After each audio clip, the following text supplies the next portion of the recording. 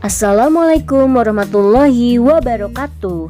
Hai Kimia Lovers, semoga kalian dalam keadaan sehat walafiat dimanapun kalian berada. Amin ya robbal alamin. Pada kesempatan kali ini, kita akan membahas mengenai bagaimana cara kita menentukan nilai delta H reaksi menggunakan hukum Hess melalui diagram siklus dan diagram tingkat energi. Video ini merupakan video kelanjutan dari pembahasan soal kita di hukum Hess sebelumnya. Oke, disimak ya. Jadi, seperti yang kita ketahui, dalam hukum Hess, untuk menentukan delta H reaksi atau delta HR, di sini kita hanya perlu melihat atau bergantung pada keadaan awal dan keadaan akhir reaksi. Tidak peduli dengan bagaimana tahapannya, bagaimana lintasan reaksinya gitu, bagaimana jalurnya. Itu yang perlu diulang lagi di sini ya, yang perlu dipahami lagi. Jadi di sini saya akan menjelaskan mengenai bagaimana sih kita menentukan delta H reaksi menggunakan hukum Hess, tapi tipe soalnya menggunakan diagram. Seperti itu ya. Katakanlah dalam reaksi kimia itu ada keadaan awal, itu reaksi A, keadaan A, menjadi keadaan akhirnya adalah keadaan C gitu ya. Ini awal, ini akhir. Ini pereaksi, ini hasil reaksi.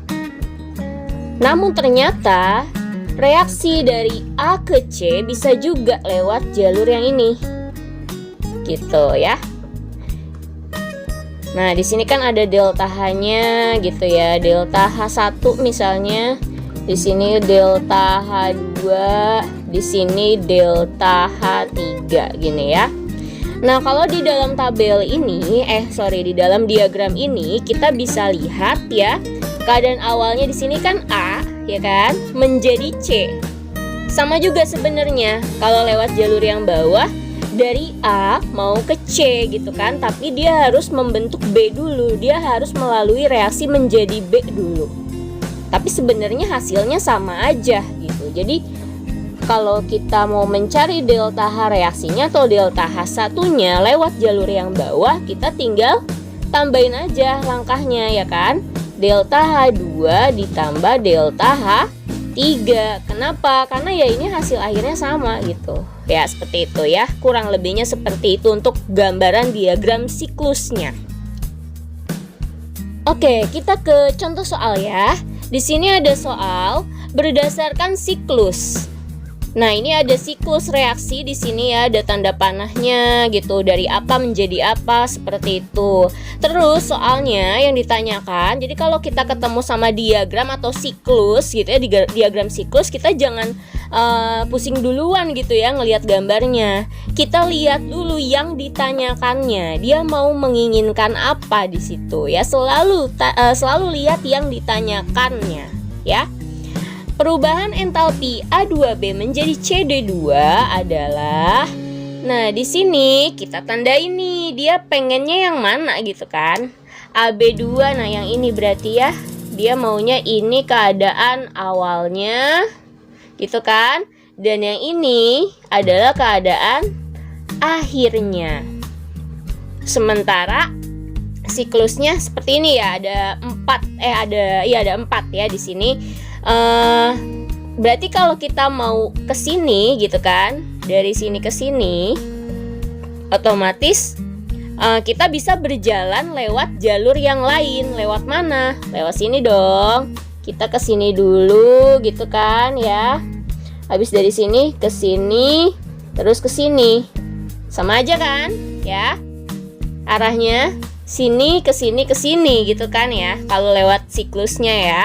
Maka kita bisa tulis misalnya di sini kan delta H1, delta H2, delta H3, kita tulis aja delta H reaksinya sebagai delta H keempat gitu ya. Kita mau nyari delta H keempat, jalurnya bagaimana sih gitu kan. Nah, kita tinggal lihat yang terlibat di situ ada delta H1, tapi kan arahnya berlawanan ya panahnya. Berarti kalau berlawanan kita balik, kalau balik berubah tanda, jadi min delta H1. Terus yang delta H2 ini kan dia sama searah panahnya. Ya udah, karena searah ya udah plus gitu kan.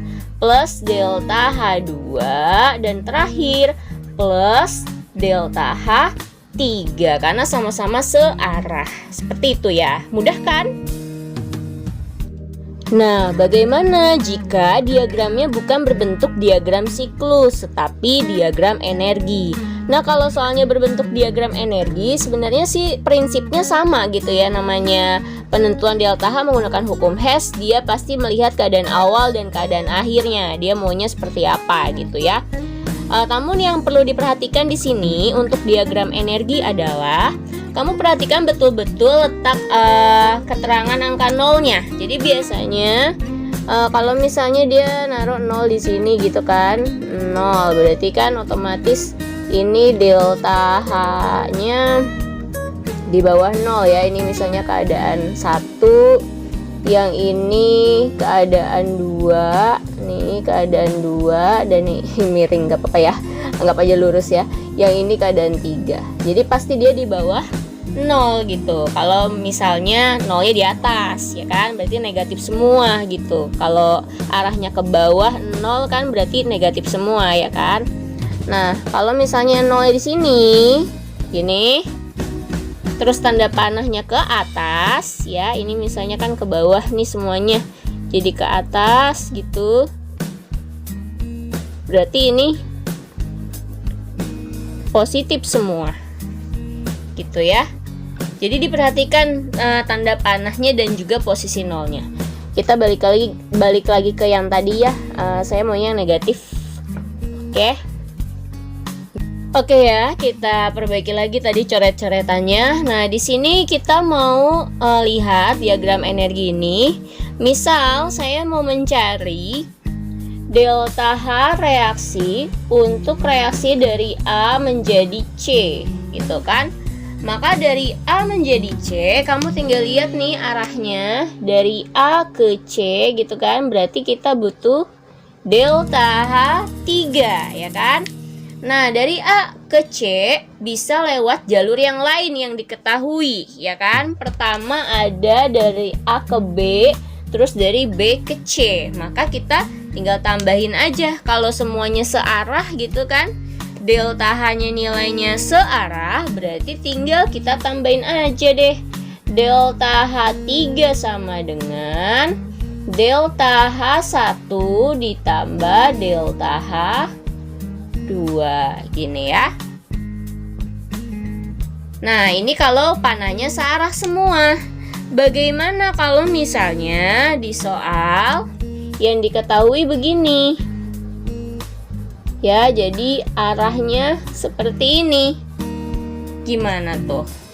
Nah, kalau arahnya berlawanan seperti ini, kita tinggal tulis delta H3 sama dengan, nah ini kan berlawanan ya, berarti tinggal min delta H1 min delta H2.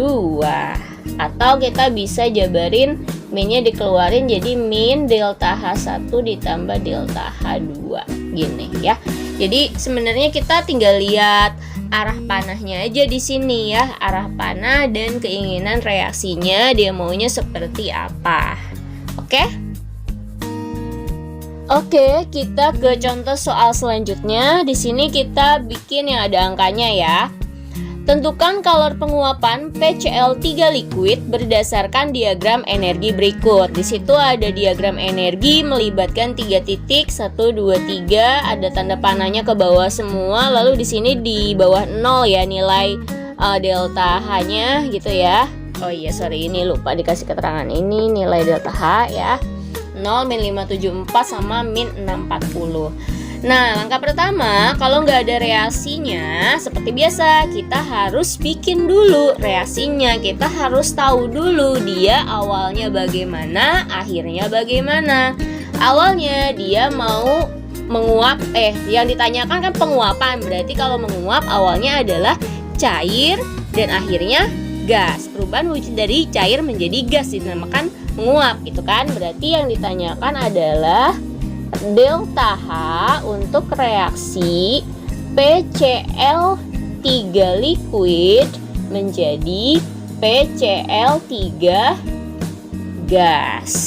Sampai di sini dipahami dulu ya. Oke, menguap ya, berarti dari liquid menjadi gas. Nah, selanjutnya kita tinggal lihat di soalnya. Yang diketahui di situ ada nggak yang wujudnya seperti itu? Ada ya, yang paling bawah nih, ya kan, liquid menjadi gas. Oh, berarti dia maunya yang ini ya, dari sini ke sini gitu. Oke, delta H reaksinya yang ini yang ditanyakan oleh soal gitu ya. Bagaimana cara kita mencarinya? Ya, kita tinggal lihat aja sih sebenarnya di sini. Kan yang paling panjang ya, yang paling panjang jedanya kan dari sini ke sini ya kan. Yang bisa kita ketahui ada 2 titik kan, yang ini sama ini gitu kan jedanya ya. Dari sini ke sini nih kita tulis saja misalnya A, dari sini ke sini B gitu kan. Nah, kalau kita mau mencari jarak ini gitu ya, kita kan tinggal kurangin aja A kurangin B gitu kan. Oke ya, tadi kita misalkan dari sini ke sini A, di sini ke sini B, terus yang ditanyakan ada delta H reaksi ya. Nah, kalau untuk yang searah kita bikin aja dulu biar gampang ya. Kita bikin aja dulu persamaan yang semua panahnya itu searah. Jadi kalau misalnya berdasarkan yang ini, yang paling panjang itu kan jarak A ya. Berarti di sini A sama dengan B plus delta H plus C aja lah ya, nanti bingung ya, plus C gitu ya. Nah, di sini kita tinggal masukin angkanya. A jarak dari sini ke sini minus 640 sama dengan B jarak dari sini ke sini minus 574 plus C. Maka C-nya sama dengan min 640 plus 574. Kita dapat nilai min 66 kilojoule. Tapi di sini kan berbanding terbalik ya. Panahnya terbalik, berarti delta H reaksi sama dengan min C. Jadi min ketemu min jadi plus 66 kilojoule. Udah selesai belum? Belum ya. Kenapa saya bilang belum? Nah, kamu perhatikan deh, di sini kan koefisiennya adalah 2 ya kan? Di sini 1. Jadi di sini sebenarnya 2 kali delta HR-nya. Oke ya, jadi di sini kan tadi yang ditanyakan 1 mol. Nah, di sini baru di sini 2 ya koefisiennya. Berarti di sini sebenarnya 2 kali delta HR ini gitu ya. Maka untuk menjawab pertanyaan delta HR saja kita tinggal bagi 2 aja. Jadi delta HR sama dengan ini tadi 2 kali delta HR sama dengan min C.